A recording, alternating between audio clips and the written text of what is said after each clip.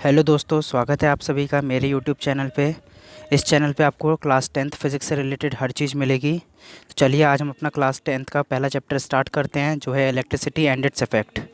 सो हमारा पहला टॉपिक है टाइप्स ऑफ मटेरियल। तो टाइप्स ऑफ मटेरियल में पहला टॉपिक है कंडक्टर। सो कंडक्टर क्या होता है? Those materials which allow electric current to pass through them is called conductor. मतलब वो सब्सटेंसेस जो अपने अंदर से इलेक्ट्रिक करंट को पास होने दें, उन्हें हम कंडक्टर कहते हैं। इसके एग्जाम्पल्स हैंगे एल्यूमिनियम, सिल्वर और गोल्ड।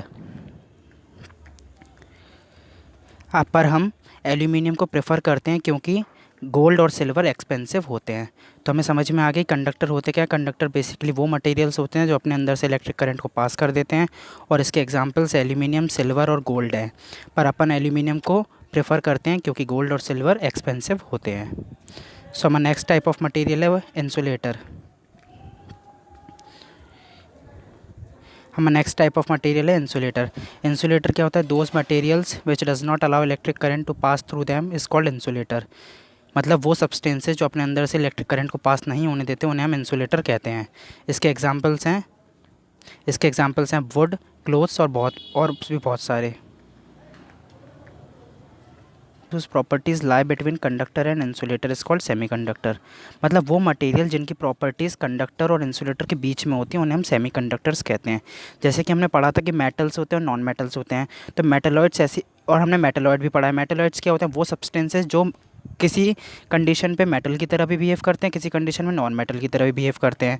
मतलब उनकी प्रॉपर्टीज़ मेटल और नॉन मेटल के बीच में होती हैं। इसी तरीके से जो सेमीकंडक्टर्स होते हैं, इनकी प्रॉपर्टीज़ कंडक्टर और इंसुलेटर के बीच में होती हैं। मतलब किसी कंडीशन में जो कंडक्टर की तरह बिहेव करते हैं और किसी कंडीशन में जो इंसुलेटर की तरह बिहेव करते हैं। इसके एग्जांपल्स हैं सिलिकॉन और जर्मेनियम। अब आप सोचेंगे कि ऐसा क्यों है कि कंडक्टर इलेक्ट्रिसिटी को पास कर देते हैं और सेमीकंडक्टर्स नहीं, थोड़ा बहुत कर पाते हैं, कभी कभी रोक देते हैं और कभी कभी कर देते हैं, और इंसुलेटर हैं जो बिल्कुल भी नहीं कर पाते। तो इसका रीज़न है free electrons, presence of free electrons. तो इसका कारण, मतलब ये फ्री इलेक्ट्रॉन्स की वजह से कैसे करते हैं, क्यों करते हैं, ये समझने से पहले हम ये समझ लें कि फ्री इलेक्ट्रॉन्स होते क्या हैं। सो फ्री इलेक्ट्रॉन्स कुछ नहीं होते हैं बेसिकली। जब भी, चलिए मैं पहले इसकी डेफिनेशन पढ़ देता हूँ। When the body is heated और एनर्जी इज़ प्रोवाइड, मतलब जब भी हम किसी सब्सटेंस को हीट प्रोवाइड करते हैं या एनर्जी प्रोवाइड करते हैं किसी भी फॉर्म में, तो उसके जो एटम्स होते हैं उनके बीच में जो बॉन्डिंग होती है वो वो टूट जाती है। और जो वैलेंस शेल के इलेक्ट्रॉन्स होते हैं, वैलेंस शेल क्या होती है? मतलब जैसे एक एटम है, उसके चारों तरफ ऑर्बिट हैं, तो ऑर्बिट में जो आउटर मोस्ट ऑर्बिट है, सबसे बाहर वाली जो ऑर्बिट है, उसमें जो इलेक्ट्रॉन्स हैं उन्हें अपन वैलेंस इलेक्ट्रॉन कहते हैं। तो जब भी हम हीट प्रोवाइड करते हैं तो वैलेंस इलेक्ट्रॉन बाहर आ जाते हैं। बाहर कहाँ आ जाते हैं? सरफेस पे आ जाते हैं। ये लिखा है यहाँ पे, valence electron came out of the surface, मतलब सरफेस पे आ जाते हैं और फ्लो करने लगते हैं बॉडी के एक एंड से दूसरे एंड तक। ये लिखा है ड्यू टू द मूवमेंट, मतलब ये जब मूवमेंट करते हैं बॉडी के एक एंड से दूसरे एंड तक, तो इन्हीं के मूवमेंट को कहते हैं करंट फ्लो कर रहा है। सो बेसिकली मतलब ज़रूरी क्या है कि बॉन्ड का ब्रेक होना और जो वैलेंस शेल हैं उन वैलेंस शेल में जो इलेक्ट्रॉन्स हैं उनका बाहर आना। अगर ये हो रहा है किसी सब्सटेंस में तो वो इलेक्ट्रिसिटी को पास कर देंगे। सो यही कंडक्टर्स में क्या होता है, कंडक्टर्स जब भी हीट किए जाते हैं तो फ्री इलेक्ट्रॉन्स दे देते हैं वो, और जिसकी वजह से इलेक्ट्रिक करंट पास होने लगता है। इंसुलेटर्स में बॉन्डिंग बहुत स्ट्रांग होती है, इसकी वजह से वो टूटते नहीं हैं और इलेक्ट्रॉन्स बाहर नहीं आ पाते, जिसकी वजह से वो एनर्जी प्रोवाइड, मतलब जिससे की वजह से वो करंट प्रोवाइड नहीं कर पाते। इसलिए हम उन्हें पुअर कंडक्टर ऑफ इलेक्ट्रिसिटी कहते हैं।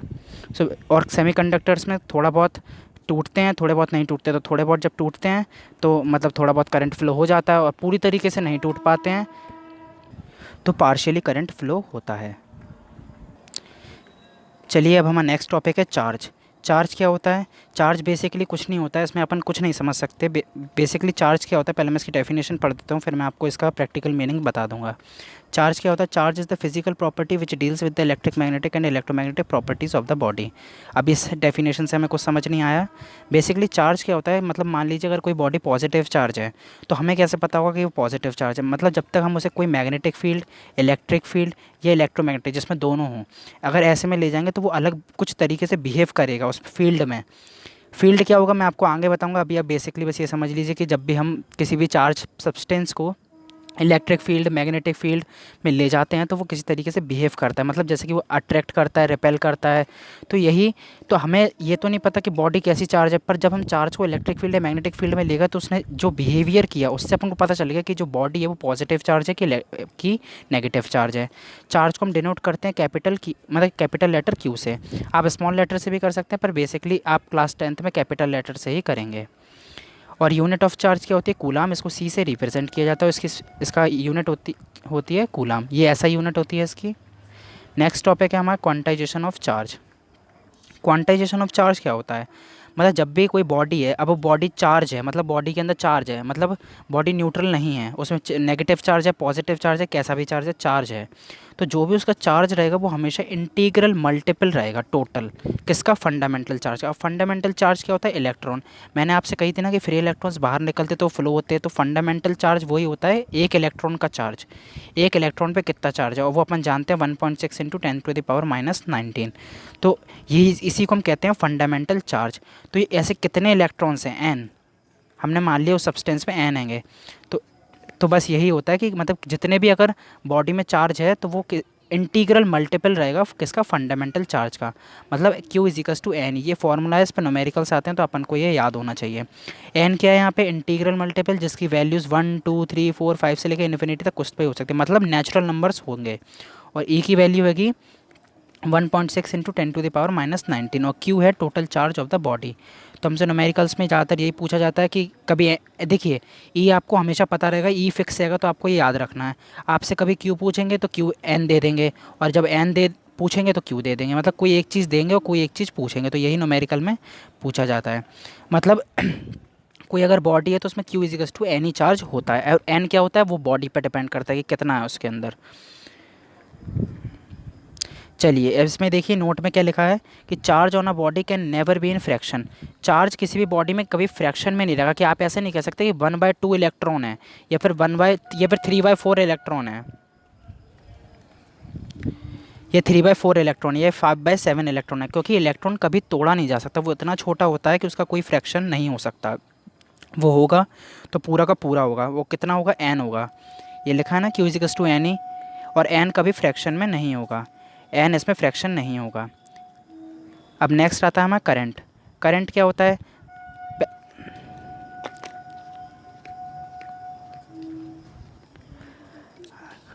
अब हम पढ़ते हैं करंट, एक मिनट। अब हम पढ़ते हैं करंट।